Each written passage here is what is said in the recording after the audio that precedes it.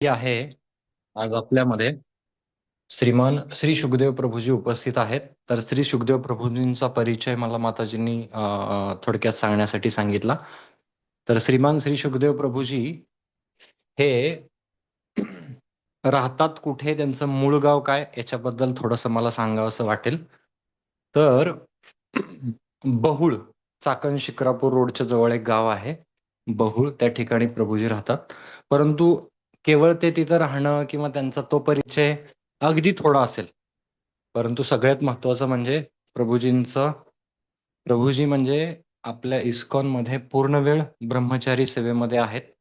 तर प्रभूजी सुरुवातीच्या काळामध्ये वृंदावन या ठिकाणी होते आणि वृंदावनमध्ये त्यांनी बरीच वर्ष व्यतीत केली आणि वृंदावनाचा प्रवास झाल्यानंतर प्रभूजी देहूमध्ये स्थित झाले. देहूमध्ये 2007-8 या वर्षी स्थित झाले आणि त्यानंतर जवळपास 15 वर्ष प्रभूजी देहूमध्येच वास्तव्याला होते आणि त्या ठिकाणी असताना विशेष करून मला त्यांचा खूप जास्त संग भेटला आणि प्रत्येक यात्रा प्रभूजींबरोबर करण्याचा योग आला. विशेष करून बारकावे, भक्तीमधील बारकावे हे प्रभूजींनी मला सांगितले किंवा मलाच म्हणण्यापेक्षा इतर अन्य वैष्णवांना देखील सांगितले. आणि सगळ्यात महत्वाचं म्हणजे प्रभूजींचं विशेष प्रेम असेल तर ते वारकरी संप्रदायावरती देखील, कारण का सुरुवातीपासूनच प्रभूजींचं वारकरी संप्रदायाशी देखील खूप घनिष्ठ संबंध होता. प्रभूजींनी इस्कॉनमध्ये येण्यापूर्वी जी वारकरी कीर्तनं आहेत ती कीर्तनं देखील केलेली आहेत.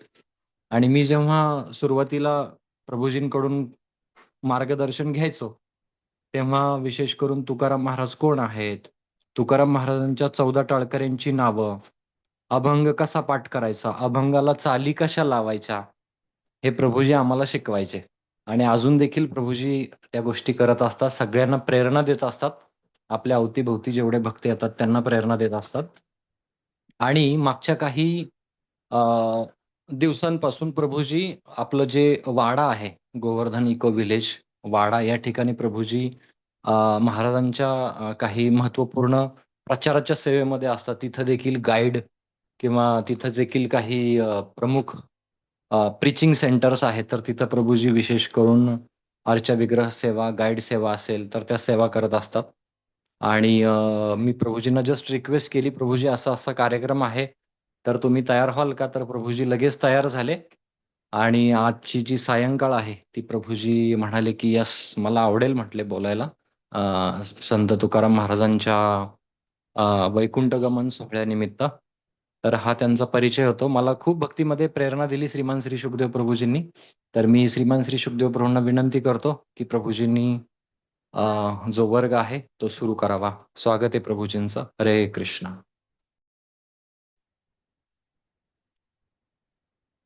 हरे कृष्ण.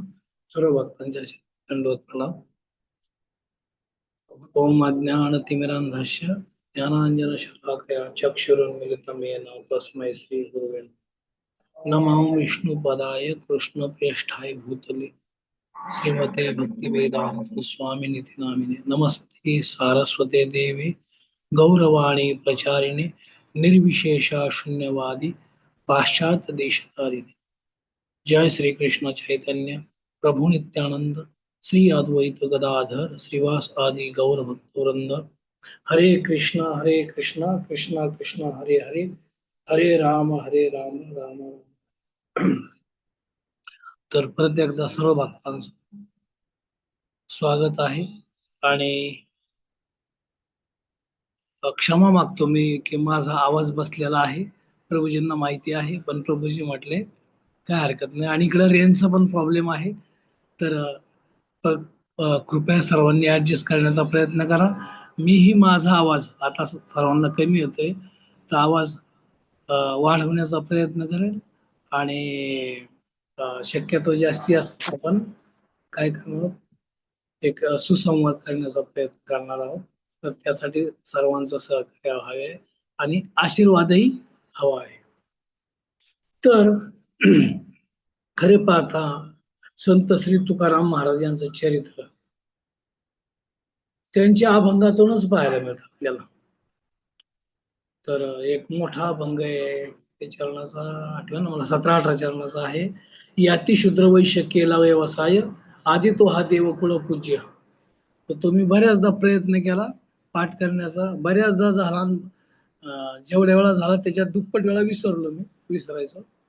तर त्यामध्ये सर्व सांगितलेलं आहे. आणि ज्या गावातून बोलतोय त्या गावातले संत श्री रामेश्वर शास्त्री भट्ट बहुळकर, तर त्यांचे 3 अभंग आहेत. त्या 3 अभंग जर वाचले तर खरंच तुकाराम महाराज कोण आहे ते तुम्हाला कळेल. वेगळं सांगायची काही गरज नाही.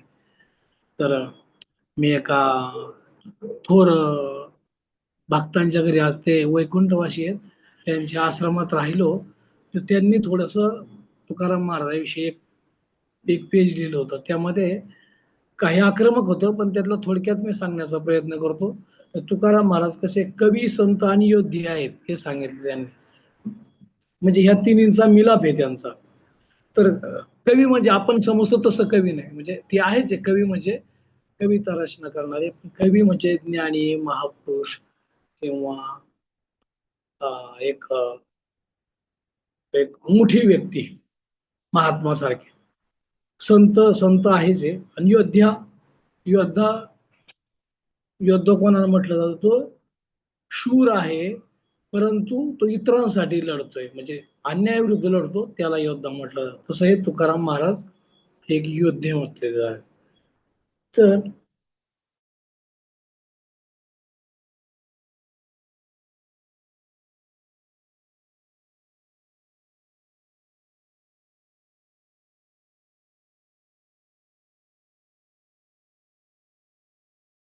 पदाने सुद्धा मान्यता दिली आहे. तो आवडला आणि तो अजरामर झालेला आहे. मला वाटतं बहुतेक देशीच काय, आपले महाराष्ट्रीयन काय, देश काय, विदेशातल्या भक्तांना सुद्धा तो पिक्चर ज्ञात आहे. तर हे जे नवीन जे आहेत चरित्रकार किंवा कोण हे चित्रपट बनवणारे, त्यांनी अगदी जे ना तुकाराम महाराजांचे प्रतिमा थोडक्यात खराबच दाखवण्याचा प्रयत्न केलाय. किंवा त्यांचं काही प्रेम नसेल त्यामुळं त्यांचं जे आहे ते अगदी चुकीच्या पद्धतीने दाखवले. दिवाळा निघालं किंवा काय, दुष्काळ पडला, माता पितांचं देहावसन, पत्नी आपली थोरली पत्नी, मुलगा हा, मग त्यामुळं त्यांना काय झालं, वैराग्य आलं किंवा त्रासातून ते भक्तीकडे वळाले. मग टाळ कुठं आहे, व्यवहार शून्य आहे, त्यांना व्यवहार कळत नाही, प्रपंच कळत नाही, असं काहीतरी ते रंगवलं. किंवा एक तुकाराम महाराज किंवा वारकरी भोळे भाबडे, असं काहीतरी. परंतु तसं नाहीये. तर ते एक लढवई आहे तुकाराम. आज शिवाजी महाराज सारखे त्यांच्या चरणाजवळ यायचे, कणखरे, मजबूत, सर्वांगाने मजबूत होते ते. तर अशा संतांचे चरित्र एखाद्याने, सिंह आहे आणि त्याला शेळीसारखं जर दाखवलं असं, तर ते बरोबर ठरेल. तर जसा हिरा जसा आहे, हिरा जो आहे, तर मी पण पाहिलेला नाही, पण वर्णन ऐकलंय की स्वयंप्रकाशित असतो आणि त्याला लपवायचा प्रयत्न केलेला आहे. म्हणजे तुकाराम महाराज तुलना थोडक्यात हिरा समजूया आपण. आणि त्यांना लपवण्याचं, त्यांचं जे खरं जे आहे रूप, त्यांचं खरं तत्वज्ञान ते दाखवत नाहीत. तर जसं हिऱ्याला लपवता येत नाही, तसं तुकाराम महाराजांचं चरित्र किंवा आता तुकाराम महाराजांची ख्याती महाराष्ट्र नव्हे, भारत नव्हे, जगभरात झालेली आहे. सर्वात जास्त संत जे आहेत महाराष्ट्रात आहे, परंतु त्या संतांपैकी तुकाराम महाराजांची जी ख्याती आहे ती सर्वात जास्त जगभरामध्ये आहे. तर मला थोडक्यात विषय दिलेला आहे प्रभूजींनी किंवा आपल्या लिंकवाल्यांनी, की तुकाराम महाराज सदेह वैकुंठ गमन सोहळा. तर आता मला वाटते काल नाही, आज थोडक्यात कालच थोडक्यात तो सदैव वैकुंठ गमन सोहळा जो झाला परवा, थोडक्यात परवा. तर तो वैकुंठ गमन सोहळा नाही का, आपण तो वैकुंठ गमन, सदेह वैकुंठ गमन. तर हा विषय खूप महत्वाचा आहे, आपण त्याविषयी चर्चा करण्याचा प्रयत्न करू. तर चिंचवड गाव, मला वाटतं पिंपरी चिंचवड मधले बरेच भक्त आहेत आपल्या, त्यामुळे थोडक्यात चिंचवड गावामध्ये मोरया गोस्वामी होते त्यावेळी. अजूनही ते मंदिर आहे, चांगलं संस्थान आहे मोठं. तर अष्टविनायक जे आहे त्यापैकी 2-3 अष्टविनायक त्यांच्या ताब्यात आहे. मोठं श्रीमंत देवस्थान आहे. अगदी म्हणतात की त्यांनी इंग्रजांना कर्ज दिलं किंवा आपल्या यांनाही कुणाला आपले पेशव्यांनाही कर्ज दिलं होतं त्यांनी, एवढे श्रीमंत आहे. तर तिथले ते एक काय योगी म्हणा किंवा एक योग्यासारखेच तर ते मोरया गोस्वामी होते. तर त्यांनी तुकोबारायांची ख्याती ऐकली. तेव्हा तुकोबारायांना त्यांना आपल्या बऱ्याच त्यांचे संबंध 3-4 वेळा संबंध आला तुकाराम महाराजांचा, पण आपल्याला ते प्रसंग नाही सांगायचे. तर ते विचारतात की तुकाराम महाराज एवढं मोठं नाव झालं, भगवंत जेवतात किंवा त्यांचे पक्षी अंगावर बसतात आणि बरंच काही त्यांनी केलेलं. तर तुकाराम महाराजांनी आता आपण पाहूया चमत्कार काही केला नाही एकही, पण त्यात ते झालेले आहेत भगवंतांच्या कृपेने भगवंतांनी केले. तर ते विचारतात कोण आहे तुकाराम महाराज काय तर तुकाराम महाराज काय कोण आहे म्हणल्यावर तुकाराम महाराजांनी काय केलं महिपती बाबा चरित्र यांच्यामध्ये आहे त्यांनी मांडी चिरली आणि मांडीतून काय यायला पाहिजे रक्त यायला पाहिजे ना तर त्यात कापूस असा पिंजलेला कापूस दिसला म्हणजे पंचमहाभूताचं थोडक्यात त्यांनी काय केलं विलीन केलेलं पंचमहाभूत त्यांच्या याच्यात नाहीये म्हणजे एक दिव्य त्यांचं शरीर आहे तर त्यावेळी ते अभंग म्हणतायत अनुरेणू या तोकडा तुका आकाशा एवढा गिळूनी सांडले कलेवर भव भ्रमाचा आकार गिळूनी सांडले त्रिपुटी दीप उजळला घटी तुका म्हणे आता उरलो उपकारापुरता तर तुका म्हणे आता उरलो उपकारापुरता तिथं भगवंत घाबरले आपल्या याच्यामध्ये घाबरले अरे म्हणले तुकाराम महाराज आता एवढं त्यांचं नाव झाले जर नाही आले आता तुकारामाचं वैकुंठला आता त्यांची वेळ झाली नाही आले तर काय ते चांगलं नाही बरं नाही मग तुकाराम महाराजाला म्हणले चला भगवंत तर नाही म्हणले मी नाही येणार हेच माझ्यासाठी आता भूवैकुंठ आहे वैकुंठ तर मग त्यांनी भक्तांना विचारलं भक्त हुशार असतात भक्तांना विचारायचं वैकुंठामध्ये म्हणले काय करायचं तर म्हणले जे तुकारामाजी तर जास्त प्रेम आहे तर त्या ठिकाणी काय करायचं काहीतरी असं अघटित घटायचं घटना घडवायची की ज्यामुळं तुकाराम महाराज मन विठ्ठल आणि मध्ये नको आता आहे पृथ्वीतून नको आपण जाऊ वैकुंठाला तसंच झालं आता त्याच्यात सांगायचं म्हणजे जे जसं भगवंताचा जन्म कुठं झाला मथुरेमध्ये पण लीला कुठे केले त्यांनी गोकुळामध्ये तसं तुकारामाचा जन्म जरी समजा देहूमध्ये झाला तर बऱ्याचशा त्यांचे प्रसंग आहेत कुठं देहूगावमध्ये झाले लोहगाव जे आपले एअरपोर्ट आहे पुण्याजवळचं तिथं त्यांनी खूप लीला केली तर त्या लोकांवर विशेष प्रेम होतं त्यांचं का विशेष प्रेम होतं हा तर त्यांचं त्या मामाचं गाव आहे त्यांची सासूरवाडी आहे म्हणून प्रेम होतं का नाही तसं मग तसं असतं तर त्यांच्या मामाचे मुलं किंवा मामा यांचा उल्लेख जास्त असतो नाही त्यातले जे टाळकरी जवळजवळ 14 टाळकरी विविध ठिकाणचे त्यातले एकटेच 6 टाळकरी कुठले लोहगावचे तर त्यातल्या सोनबा ठाकूर ती पण कथा आपण काहीतरी पाहू सोनबा ठाकूर विशेष प्रेम नाही का सनातन गोस्वामी कसे आपण पाहतो आपण सनातन गोस्वामी ज्यावेळी एखाद्या गावाहून दुसऱ्या गावाला व्रजमध्ये निघाले तर ती गावची सगळी लोक त्या गावापर्यंत सोडवायला यायची आणि त्या गावातल्या ज्या गावी जाणार आहेत त्या गावची लोक त्यांना न्यायला दुसऱ्या गावापर्यंत म्हणजे यायचे तर असं ते प्रेम होतं तसं तुकाराम महाराजाला हे लोहगावचे नेहमी बोलवायला यायचे तर तिथं विशेष प्रेम तर त्यामुळं काय झालं त्या पहा वैष्णवांची जर सेवा केली तर काय तर संपत्ती येते त्याच्यात महिपती बाबा सांगतात तर त्यामुळं खूप संपत्ती आली त्यांच्याकडे कुणाकडं लोहगावकरांकडे परंतु काय केलं मग भगवंतांनी योजना केली परत चक्र म्हणजे यवन जे लोक होते मुस्लिम लोकांनी आक्रमण केलं आणि पूर्ण गाव काय केलं लुटलं ते पूर्ण गाव लुटल्यामुळं तिथले जे साधे कनिष्ठ भक्त होते ते ते लागले हळहळ करायला परंतु ज्यांना बोध झाला होता जे शुद्ध स्तरावर आले होते त्यांनी भगवंतांची योजना मानली आणि त्यांनी ते सहन केलं परंतु तुकाराम महाराज बुडते हे जन्म देखील डोळा येतो कळवळा म्हणून या तसं तुकाराम महाराज ते त्यांचं दुःख पाहून त्यांनी काय केलं दुःख केलं आणि म्हणले आता मला वैकुंठाला गेलंच पाहिजे आणि मग इकडं भगवंत भगवंताला विनंती करतात की तुम्ही आता मला घेऊन जा आणि मग तिकडं आपले रुक्मिणी माता भगवंतांना सांगते की तुम्ही आता काय करा की दिव्य देह करून तुकाराम महाराजांना घेऊन या.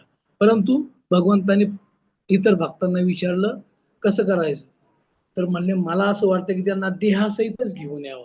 तर सगळ्यांनी त्याला काय केलं, अवश्य अवश्य म्हणला, म्हणजे ओके ओके थोडक्यात असं म्हटले. आणि मग भगवंत काय थोडक्यात विमानात, तर विमान नाही आलं, विमाने आली, अनेक विमाने आली. आणि ती कशी नाही का अशी एकदम अं, अशी भरजडी रत्न जडित, आणि त्यांचा प्रकाश एवढा होता की त्या प्रकाशाने पृथ्वी तर म्हणजे जे आकाश तर ते कोणलंच, म्हणजे आकाश पूर्ण आकाशामध्येच प्रकाश झाला. परंतु तिथल्या बाकीच्यांचंही काय आलं, डोळे दिपू लागले. तर तिथं काय असेच म्हणजे 14 टाळकरी नेहमीच राहायचे असे नव्हते, तर बाकीचे पंचक्रोशीतले आले आणि लोहगाव आले. तर ते जवळजवळ लोहगाव, पूर्ण लोहगाव बी आलं, पंचक्रोशी आले. आणि यांची ख्याती अगदी विदर्भ मराठवाड्यात बी झाली होती. त्यामुळे लोक दूरदूरचे लोक त्यांच्या दर्शनाला येऊ लागले होते. आणि तर ही लोक तर आलीच, परंतु देव देवता देवी किंवा गंधर्व किन्नर ऋषीमुनी जे म्हणतात की उद्धव महाराज, अक्रूर महाराज, अमरीश महाराज, असे बरेच, नारद कुंभार शुकदेव महाराज, बरेच असे त्याच्यामध्ये सगळे आले काय. आणि रुक्मिणी माता म्हणतात की तुम्ही काय करा, तुकाराम महाराजांसाठी नाही का भोजनाच्या पंक्ती आणि मोठा सोहळा करा. आणि मग काय आलं, अष्टमहासिद्धी, विश्वकर्मा सगळे आले आणि एक वैकुंठच म्हणजे त्यांनी तयार केलं तिथं. आणि भगवंत 10व्या दिवशी झाले, पण 10व्या दिवशी आले त्यांनी काय केलं पहा, काय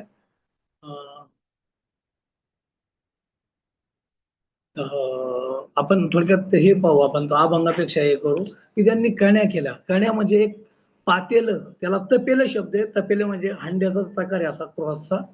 तर तपेलं मोठं, त्यामध्ये मुठभर कण्या टाकल्या भगवंतासाठी पहा. ते त्यांना काय मुळक्याचा बाजा त्या वाकळाच्या शेजा, म्हणजे थोडक्यात वाकळ म्हणजे गोधडी, म्हणजे त्यांच्याकडे असं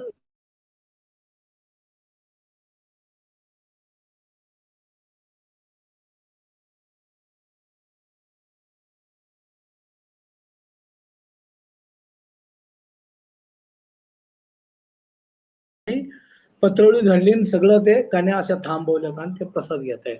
मग एकादशी झाली, एकादशी, आणि मग कीर्तन मोठा सोहळा चालू आहे तिथं. परंतु जे गाववाले आहेत, आता शुद्ध भक्त जे 14 टाळकरी किंवा अजून काही असे होते, त्यांना दिसत होता सोहळा, पण गाववाल्यांना कोणाला तो सोहळा दिसत नव्हता. तर असं म्हणतात की वरून नाही का पुष्पांचा वर्षाव देवता करत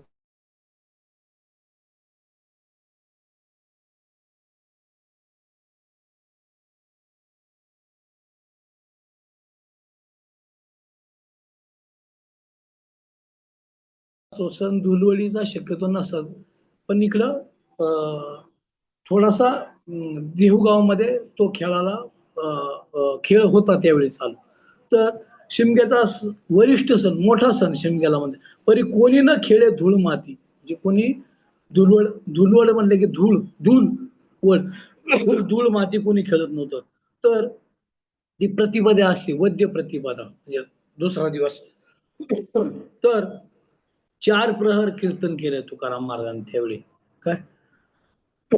आणि भगवंत म्हणतात वा तुकाराम महाराज, तुमची सत्कीर्ती ऐकता देखा उद्धार होईल लोका, म्हणजे लोकांचा उद्धार होईल. आणि वैष्णव भक्त जे आहेत ना, असे परत काय असतात की त्यांना तो सोहळा पाहून आनंद झाला आणि परत काय म्हणतात भगवंतांना, भगवंता मी काही येत नाही आता परत काय. तर भगवंत परत या, अरे म्हणले असं करायचं नाही तुकाराम महाराज, आताच चला. जर तुमची सत्कीर्ती आता आहे, तुम्ही जर राहिले तर मग त्याला अतिपरिचयात आवडण्या म्हणतो ना, तर ते चांगलं नाही. आता योग्य वेळ ते ठीक आहे. भगवंत तुकाराम महाराज म्हणतात ठीक आहे काय. आणि मग तुकाराम महाराज काय करतात की ठीक आहे म्हणले, आपण आता मी निघायची तयारी करतो थोडक्यात. आणि मग त्यावेळी जो अभंग म्हटलाय आपण तो थोडक्यात पाहूया काय. घोटवीन नाळ ब्रह्मज्ञाता ज्ञाने हाती मुक्त आत्मस्थिती सांडवीन, म्हणजे जे ब्रह्मज्ञानी याच्यात सांगितलंय कपिल देव सारखे जे नाही का, आता नुकताच आम्ही नवदीप परिक्रमा केली, गंगासागराला गेलो होतो. तर कपिल मुनी आहेत त्यांचं असं. तर ते असे कपिल मुनी सारख्या त्यांना लाळ घोटवायला येईल ब्रह्मज्ञानी मुक्त आत्मस्थिती सांडविन. मुक्त जे आहेत कोण, दत्तात्रय भगवंत म्हणतात ना, आता ते यांचा अवतार आहे, अवधूत अवतार. तर ते आत्मस्थिती नाही का, विदेही काय म्हणतात त्यांना, दिगंबर. तर ते सुद्धा काय करतील, ती आत्मस्थिती सोडून देतील आणि कीर्तनामध्ये, हे कीर्तनाचं वर्णन आहे.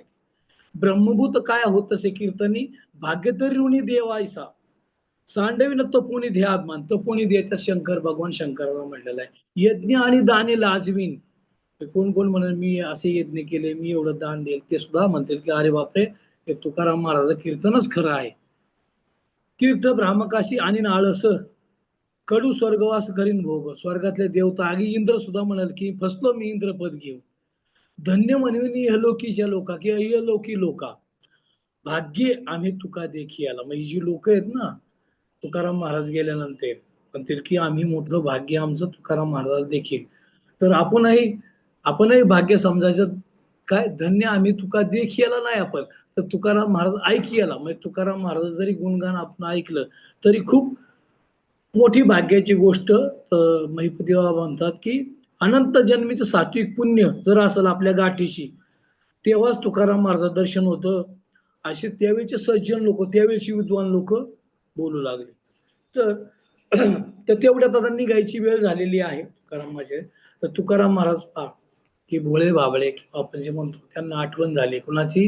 आता घरापासून थोडं ते भूवैकुंठ दूर आहे. म्हणजे आपल्या पत्नीला आपण 11 एकादश अभंग लिहून दिले होते, सांगितले होते.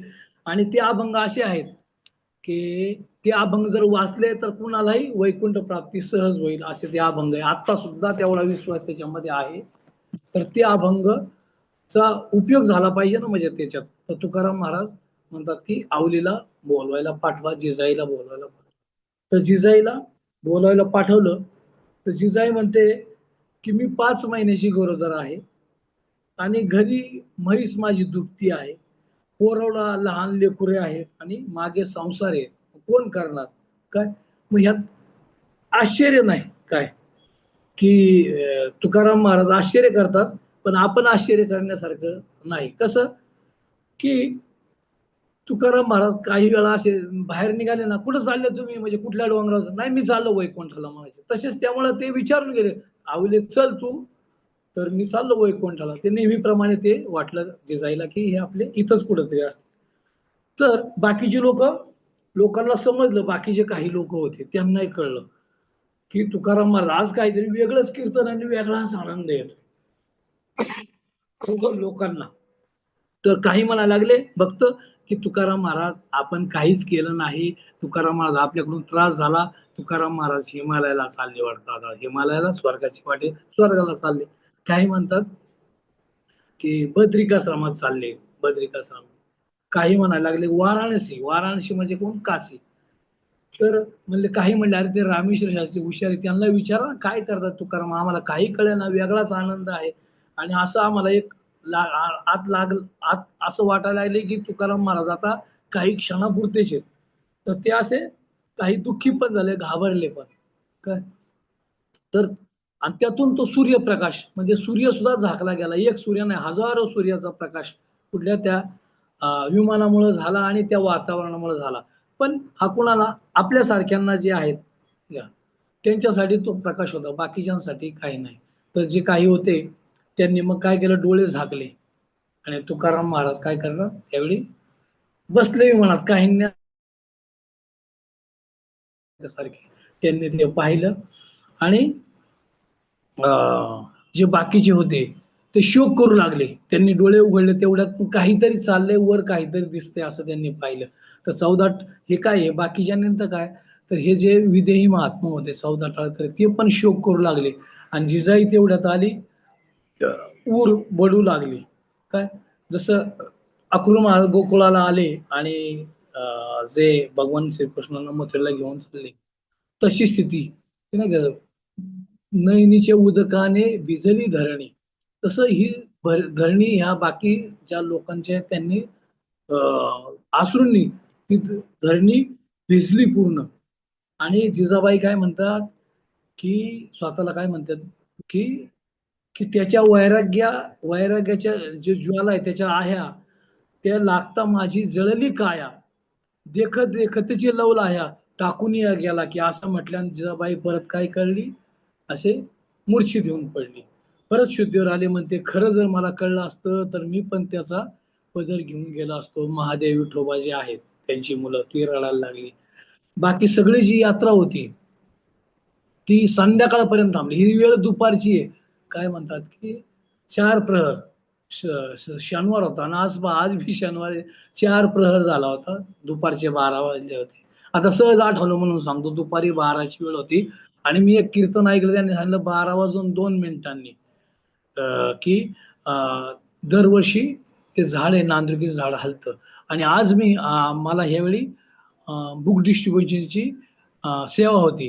तर आपल्या कमानीजवळ तिथं मी बुक डिस्ट्रिब्युशन करत होतो. मी करत होतो म्हणजे मी सावलीला बसलो होतो. माताजी जे काय ते आता ती वेळ नाही. तर माताजींचा उत्साह पाहून माझ्या डोळ्यात अश्रू येत होते. म्हणजे खरोखर सांगायचं. तर त्या माताजींचा उत्साह, ऊन आणि लोकांना विनंती करत होतो. लोक घेत नव्हते. कारण त्यांना नुसतं स्पीड होतं, तिकडं जायचं कधी नांदुरकी झाडाकडं. पण माताजींचा तेवढाच कळवळा होता. आणि अगदी 12 वाजून 2 मिनिटांनी काय अशी झुळूक आली बरोबर ना, तिथे एक छत्री होती बाजूला, शेजारी दुसरे दुकान होतं. ती छत्रीच पडली आणि बरोबर मी घड्याळ पाहिलं 12 वाजून 2 मिनिटांनी. मी पाहिल्याऐवजी ते माताजी म्हणल्या, "तुकाराम महाराज गेले वैकुंठाला." अरे बापरे! मला डेंजर कसं तरी वाटलं आणि मी हे केलं, मोबाईल पाहिला तर 12 वाजून 2 मिनिट झाले होते. आणि कसंसच वाटलं. त्यावेळी सगळीकडे हवा तिथं दिसली आणि थोड्याच वेळात एकदम शांत हवा झाली. तर आपल्याला एक याच्यावर सांगायचे, संध्याकाळपर्यंत थांबले. परत विषयावर येऊ आपण. संध्याकाळपर्यंत ते थांबले. सगळे कोण बाकीचे गावकरी म्हणा, पंचक्रोशी. पण नंतर संध्याकाळ झाल्यावर सगळे आपापल्या घरी गेले. पण 14 जण जे आहेत टाळकरी, ते तिथंच राहिले. त्यांनी शोक केला खूप. आणि त्यातले कान्होबाराय, बंधू तुकाराम महाराजांचे बंधू, त्यांनी पण खूप शोक केलाय. त्यांचे पण खूप सुंदर अभंग आहेत. तर ते आपण तुम्ही पाहू शकता. तर ते म्हणतात की रामेश्वर महाराज, की काय करायचं आता, काय झालं? तर काय यांचं कसं म्हणजे तिथी काय किंवा काय झालं? तर म्हणले ह्यांचं देहनिर्वाणच झालं नाही. त्यामुळे क्रियाकर्म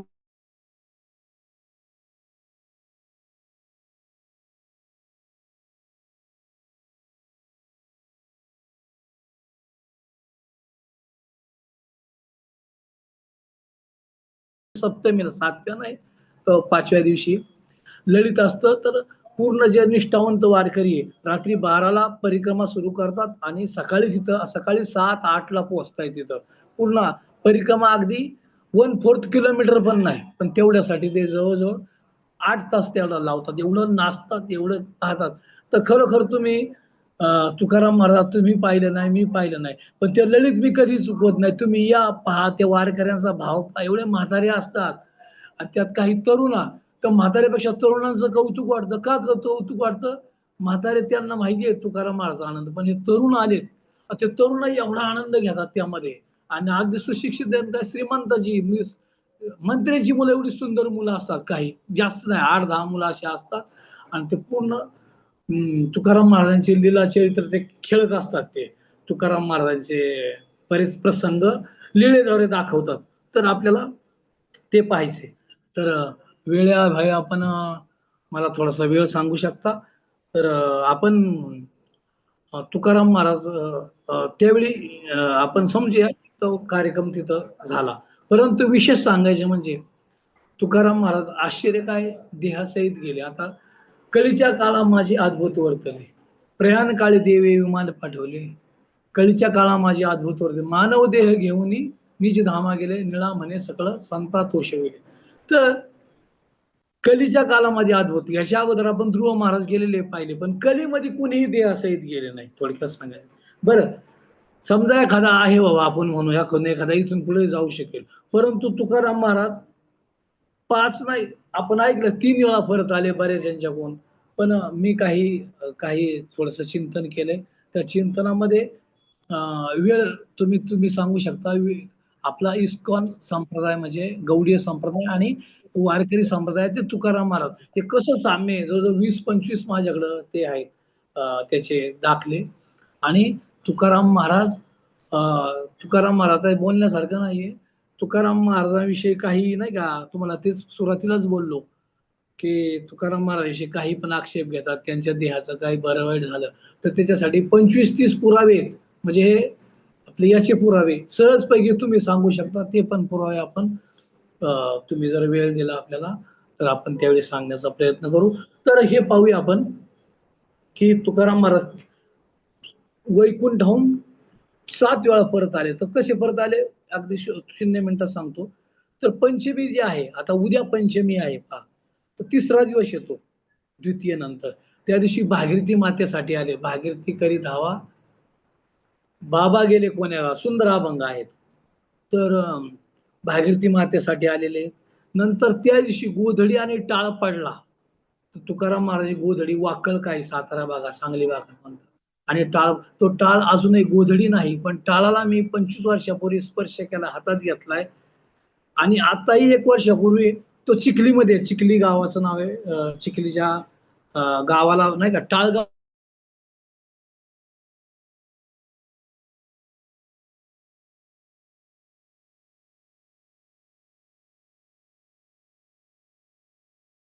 शेटवाणी सुदुंबऱ्याचे लिंगायत वाणी त्यांच्यासाठी तुकाराम महाराज आले. संताजी महाराज जगनाडे हे तर सर्वांना माहिती, त्यांच्यासाठी आले. निळोबा संत पंचायत वारकरी संप्रदायात 5 संत मानले जातात. ज्ञानोबा, तुकोबा, एकोबा आणि नामदेव महाराज आणि 5वे निळोबा राय. तर निळोबा रायांचं बी ते तुकाराम महाराज वैकुंठगमन झाल्यानंतर ते त्यांना भेटायला आले. 42 दिवस अनशन केलं, त्यांना अनुग्रह दिला, दर्शन दिला. आणि बहिणाबाई त्यांच्या खूप कमी वयाच्या, पण त्यांनी पण तुकाराम महाराज दर्शन वगैरे घेतलं, पण अनुग्रह त्यांना स्वप्नामध्ये दिला. आणि कान्होबरायांचा विलाप जो आहे, त्यांची बंधू धाकटे बंधू एवढा, म्हणजे भावाभावात किती प्रेम असावं, तर त्याचं खूप आपल्या अभंगाद्वारे आपण ते पाहू शकतो. तर त्यांनाही स्वप्नामध्ये दर्शन दिलं. आणि मग आता ज्यावेळी प्रश्न येईल त्यावेळी बघू. तर त्यांना दर्शन दिलं कुणाला, कान्होबरायांना. तर असं आहे. तर मी आता शॉर्ट मध्ये थोडक्यात सांगतो. जशी चतुश्लोकी भागवत आहे ब्रह्मदेवाला सांगितलेलं, किंवा चतुश्लोकी भगवद्गीता आपल्या सर्वांना परिचित आहे, 10व्या 8, 9, 10, 11. तसंच हे चतुश्लोकी थोडक्यात गाथा जी आहे, गाथा 4000 काही 100, कुणी काय म्हणतात 4000, 200, 500, आपल्याला ते नाही, 4500 म्हणा. एक म्हणलं माझ्याकडे 10,000 अभंग गाथा माझ्याकडे. तर जो गाथा आहे, तो गाथा कसा आहे ना, तो मी एका भक्तांनी मला थोडक्यात सांगितलं, तर मी त्यांनी सांगितलं 8-10 वर्षापूर्वी, पण मला ते खूप आवडलं. तर तेच मी तुम्हाला सांगण्याचा प्रयत्न करतो की ह्या गाथेमध्ये काय सगळ्यात सोपं 4 वाक्यामध्ये त्यांनी सांगितलं. तर भगवान श्री विठ्ठल म्हणजे श्रीकृष्ण, त्यांचं नामरूप गुणलीला यांचं वर्णन आहे. एक झालं. दुसरं काय सांगितलं, त्या विठ्ठलाचं, श्रीकृष्णाचं काही ठिकाणी विठ्ठल म्हणले, काही ठिकाणी श्रीकृष्ण म्हणले, अनेक नावं त्यांना दिलेत तुकाराम महाराजांनी. त्यांचं सर्वश्रेष्ठत्व म्हणजे बाकी ना, हेंद्री सेंद्री दैवते कोणती शिते भूते खेते आपल्या पोटा मागती शिते अवतंत. तर ती हे सगळे म्हणजे जे बाकी देवता सगळे यांच्यापेक्षा कोण सर्वश्रेष्ठ, श्री विठ्ठल आहे. तर आपल्याला सर्वांना माहिती हरे कृष्ण, पण जे साधे बोळे गाय वारकरी आहेत, साधक आहेत, त्यांना ते माहित नाही. तर त्यांच्यासाठी सांगितलंय की विठ्ठल सर्वश्रेष्ठ आहे. मग विठ्ठल जर सर्वश्रेष्ठ आहे, तिसरं वाक्य, मग त्यांची प्राप्ती कशी करायची? तर तुका म्हणे माझे सर्व ही साधन नाम संकीर्तन विठोबाचे. तर सार काय सांगितलं ना, नाम घ्या भगवंतांचं, त्यांना प्राप्ती करायला सगळ्यात सोपं आहे.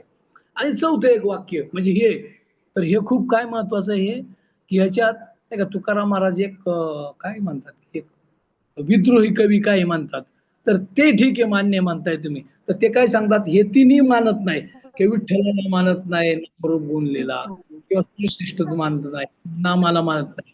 तर त्यांचा निषेध केलेला हे चौथं वाक्य. एवढं तार्किक नास्तिक जे आहेत, तर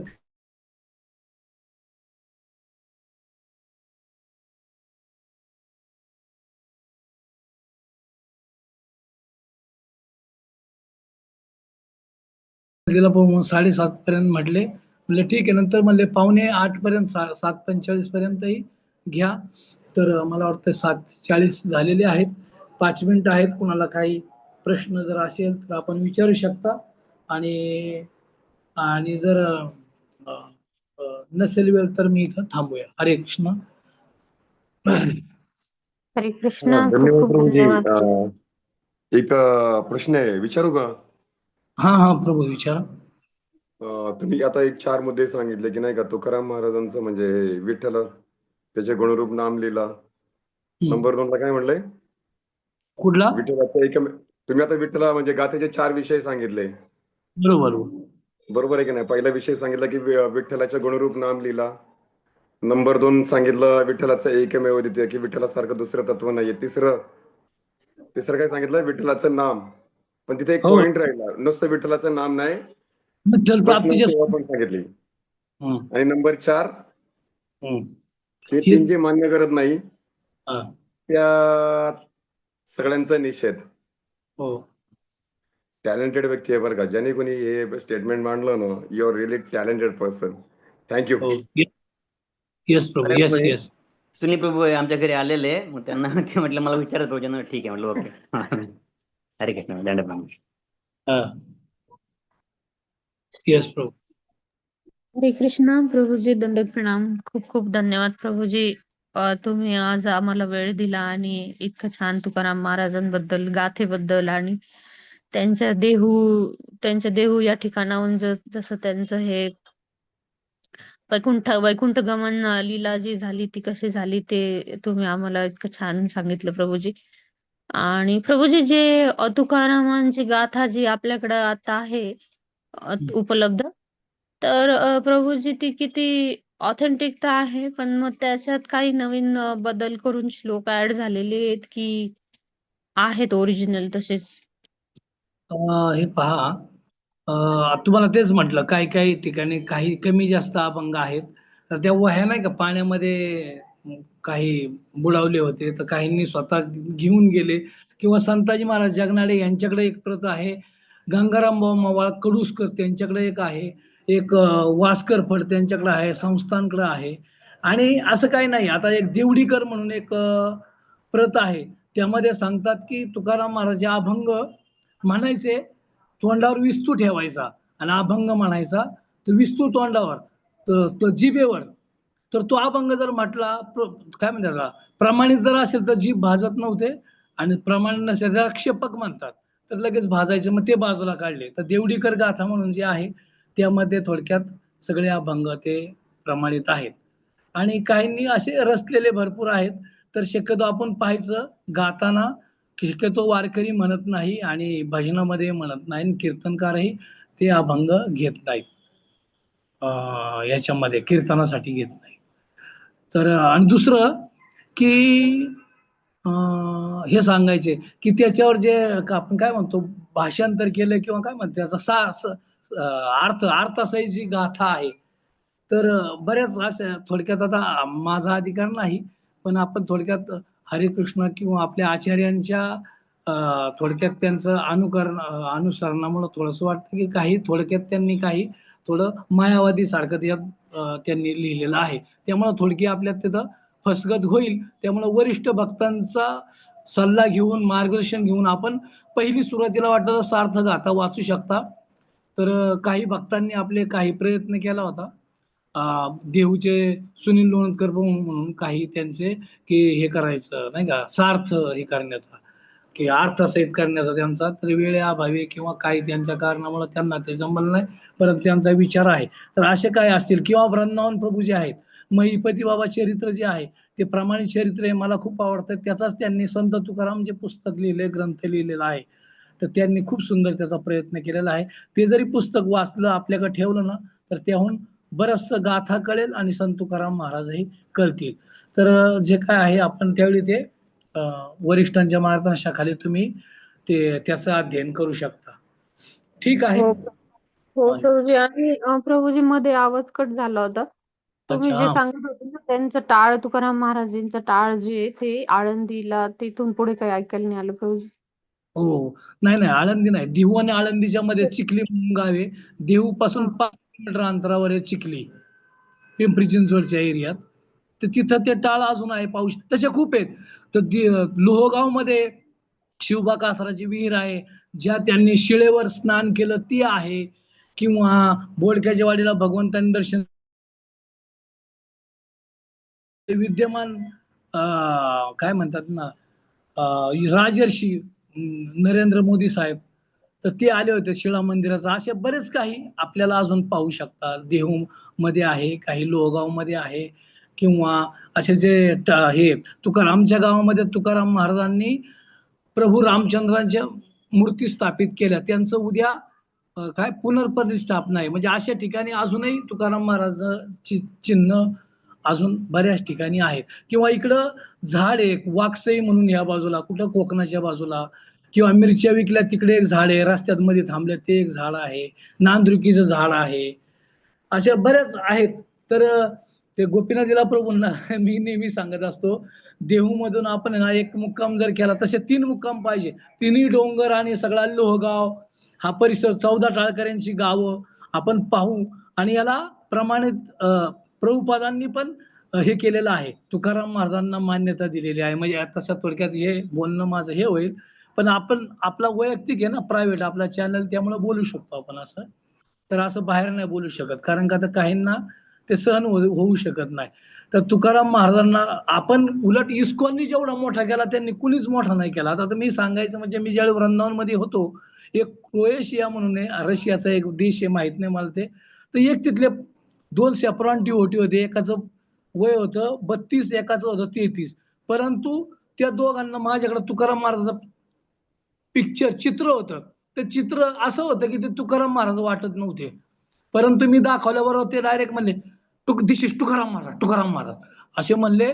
आणि मग त्यांनी म्हणले आम्ही पिक्चर पाहिला तो. त्यावेळी मला थोडंफार इंग्लिश येत होतं, आता मी प्रॅक्टिसमुळे येत नाही मला. तर त्यांच्याशी बोललो मी, तर एकाने तो 22 वेळा तो पिक्चर पाहिला, संत तुकाराम मूवी प्रभातचा. आणि दुसऱ्याला विचार त्याने 33 वेळा सांगितलं. आणि आमच्या गाव तुकाराम महाराजांच्या अगदी काय पदस्पर्शाने पुनीत झालेलं आहे. आमच्या गाववाल्याला भांडारा डोंगर आहे, भांडारा डोंगर सोडला ना, भामचंद्र माहिती नाही आणि घोरावळे माहिती नाही. म्हणजे अशी स्थिती असते. तर मला सांगायच्यातून पॉइंट की एवढं जवळ आहे आपल्याला, तर आपण आहे ना 2-3 दिवसाची यात्रा करू शकता. सगळं आपल्या नियंत्रित आहे, सर्व हे पाहू शकता. का सांगायचं, इस्कॉननी मान्यता दिलेली आहे. तुकाराम महाराज शिष्य निळोबार आहे, त्यांची परंपरा इतकी म्हणजे नाही का, पूर्ण आपल्याला काय सहज, म्हणजे सहज कुणालाही कळेल, वाचता येईल. म्हणजे तुम्हाला एक थोडक्यात मी वाचून दाखवतो. माझ्याकडे मुख्य महाविष्णू चैतन्याचे मूळ पहा, संप्रदाय सगळं तेथून या. हंसरूपी ब्रह्मा उपदेशी श्री हरी चतुश्लोकी चारी भागवत, ते गुजवीत आता सांगे नारदाशी, नारदेवी असाशी उपदेशिले. हेच राघव चैतन्य केले अनुष्ठान. तर याच्यात सगळं तुकाराम महाराजांची जी परंपरा, आपण जी इस्कॉनची किंवा गवळी संप्रदायाची परंपरा आहे, तीच याच्यात दिलेली आहे. त्यामुळं आपण हे करू शकतो. काही दिवसांनी सरळ सहज होणारे तुकाराम महाराज हे म्हणजे बाकीच्यांसाठी, आपल्यासाठी आहेच, तर त्यांना चैतन्य महाप्रभूंनी दीक्षा दिलेली आहे. आणि त्यांचे गुरु तेच म्हणलं, माझ्याकडे सगळे पुरावे आहेत आपल्याकडं की तुकाराम महाराज आणि आपल्या गौडी संप्रदायात कसं साम्य आहे ते पण आपण पाहू शकतो. आणि तुकाराम महाराज जसे वैकुंठाला गेले, पण काही आक्षेप घेतात, तर त्याचेही नाही का, त्यांचं खंडन करायला आपल्याकडे आहेत ते, असं तसं आहे. तर आपण हे करू शकतो नाही का, हे स्थान पाहू शकता. काही अवघड नाही, काही कष्टही नाही त्याला, आणि ना लक्ष्मीची एवढे त्याच्यासाठी. तर आपण पाहूया. कधी आपण असा प्रयत्न करूया. ते ओके. गोपीनाथ प्रभूंनी पुढाकार घेतला तर नक्कीच तुकाराम महाराजांचे इतके विशेष स्थली आहेत ते आपण बघू शकतो. कोणाला अजून काही प्रश्न असेल तर तुम्ही विचारू शकता. 1-5 मिनिट, मग आपण विराम देऊ. कोणाला काही प्रश्न आहे का?